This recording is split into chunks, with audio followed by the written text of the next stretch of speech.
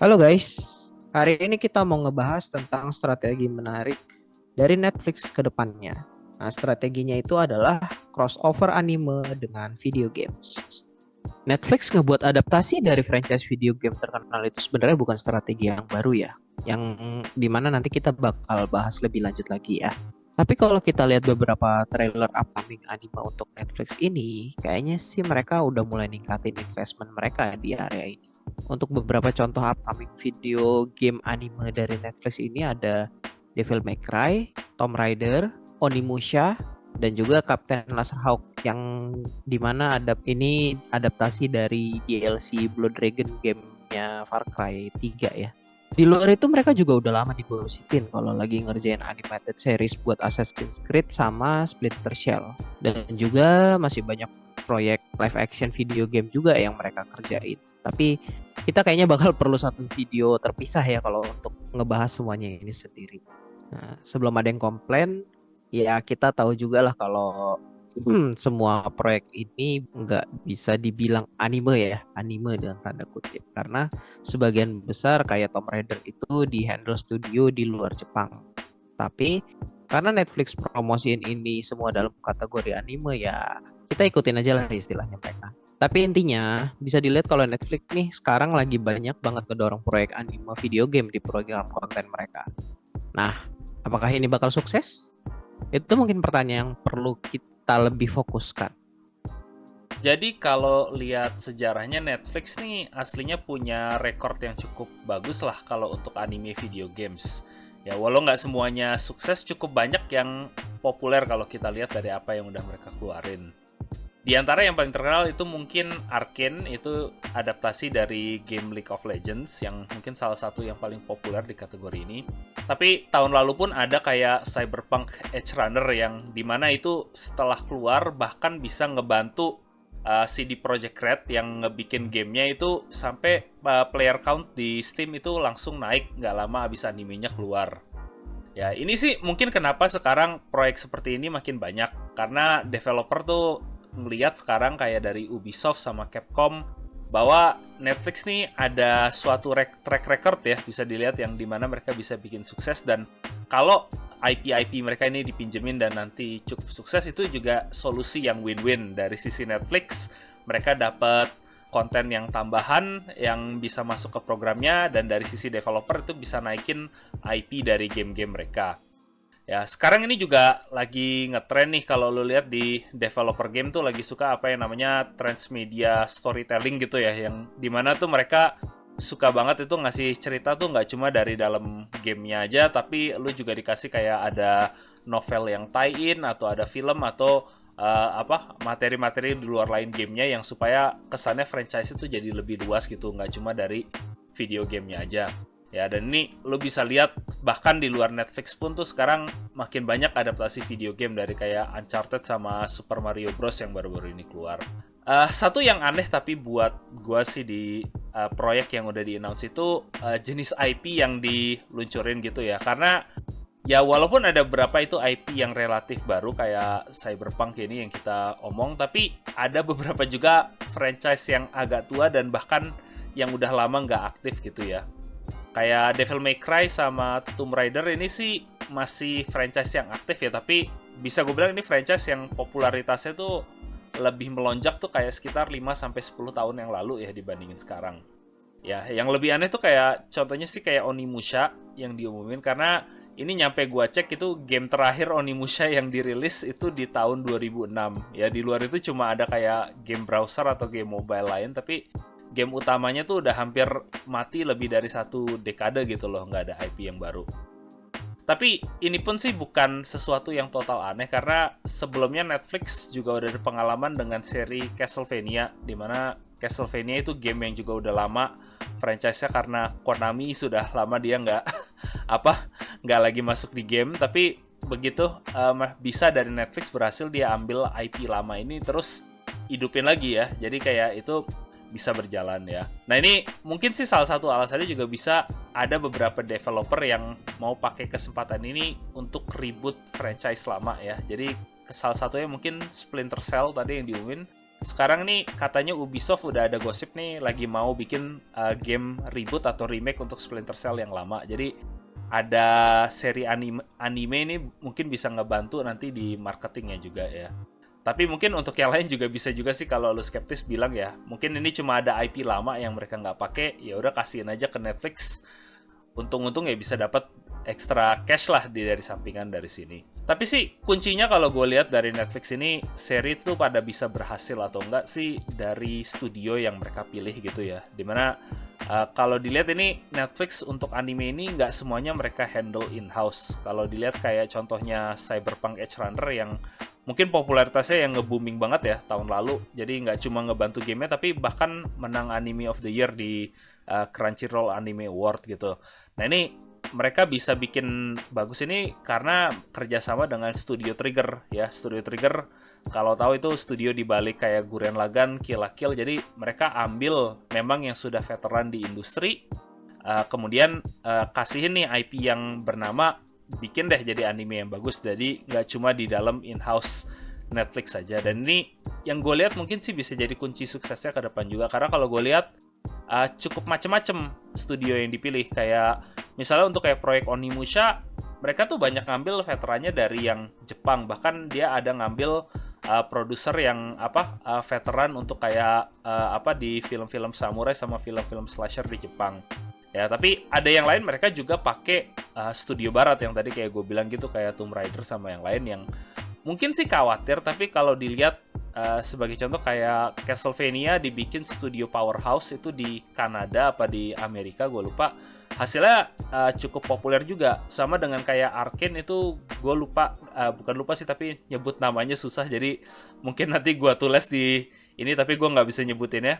Fortiche apa-apa itu studio Prancis dan hasilnya juga sangat bagus gitu sih. Jadi kunci kedepannya sih ini kalau gue lihat ini nanti dari studio yang diserahin untuk megang IP-nya nih siapa. Ya itu sih tapi yang menurut gue sih ya. Kalau menurut lo tapi gimana nih Jan, kayak karena menurut gue lumayan menarik sih ini kalau buat sisi anime Netflix ya, kalau mereka adaptasi video game ini yang gue sih nggak bilang 100% semuanya bakal berhasil. Kayak ada beberapa proyek yang tadi udah kita list mungkin sih ya gue bisa bilang setengah, mungkin gue nggak ada tertarik untuk nonton gitu loh. Tapi ada beberapa sih yang menurut gue masih ada harapan sih, dan mungkin gue agak lebih confident untuk kayak strategi mereka masuk ke anime video game ini bandingin kayak dulu yang udah sering kita bahas untuk kayak live action anime gitu loh, dimana itu gue agak lebih skeptis gitu lah ya. Kalau di gue sendiri sih gue sukanya itu adalah karena mereka ngambilnya ini sih oke lah, mungkin kayak mereka itu sama kayak saingan streaming service yang lain itu kan pasti ngambil license anime yang udah ada gitu loh. Nah tapi yang gue sukanya ini ya mereka selain dari anime yang udah ada, kayak kalau nggak salah Bleach ya kalau untuk Netflix ya. Nah itu mereka juga bikin adaptasi si live action ini sendiri, di mana mereka ngambilnya dari yang game gitu loh. Dimana ya kalau game sih untuk saat ini seingat gue kan belum ada lawannya juga ya gitu. Maksudnya jadi belum saingan lah gitu loh. Jadi ya mereka ngambil ini jadi lebih ada effort sih mereka, dan nggak cuman beli license gitu. Dan yang gue suka juga ya itu beberapa ya kayak oke lah, mungkin kayak tadi udah lo bahas Kevin kan, kayak ya kenapa game-game lama gitu. Karena ya yang jelas sih kalau gue lihat yang jelas udah ada fanbase-nya gitu. Mereka yang jelas lebih main aman. Tapi ya tinggal kita lihat aja nanti untuk pengolahan story-nya gimana. Karena ya ini kayak dari yang tadi gue bahas yang di upcoming project ya, ada Devil May Cry, Tomb Raider, Onimusha, sama Captain Laserhawk. Jujur aja setelah gue lihat trailer sih yang gue tertarik Onimusha-nya aja sih. Kalau kayak Tomb Raider kayak ya udah aja, Laserhawk juga gue nggak tahu ya karena gue Far Cry 3 main tapi nggak main DLC-nya. Devil May Cry gue nggak tahu kenapa gue kurang suka visualnya sih. Jadi ya tinggal kita lihat Onimusha, kita lihat text story-nya dia mau kayak gimana, itu sih yang gue cukup menunggu gitu. Nah, kalau dari lu gimana, Kevin? Sama kayak lo sih, gue paling berharap sih Onimusha sih ya, yang mungkin gue juga nanti belakang mau nge-breakdown kenapa di video sendiri sih. Onimusha itu proyek yang cukup menarik sih. Sama kalau buat lo sih kayak DMC gue masih agak mau lebih ke chance, cuma lebih kayak gue visualnya sama sih, nggak terlalu itu, tapi karena baru teaser gue nggak bisa terlalu komen banyak sih ya. Gue masih agak ngejaga sampai paling nggak ada trailer 2 menit baru bisa lihat lah pendapat gue di situ. Ya, tapi sama sih kalau yang kayak Blood Ray. Yang problem gue sih, bukan problem sih, tapi kayak agak lebih penasaran sih. Yaitu tadi yang lu bilang kayak, oke, Laserhawk gue nggak nonton karena apa?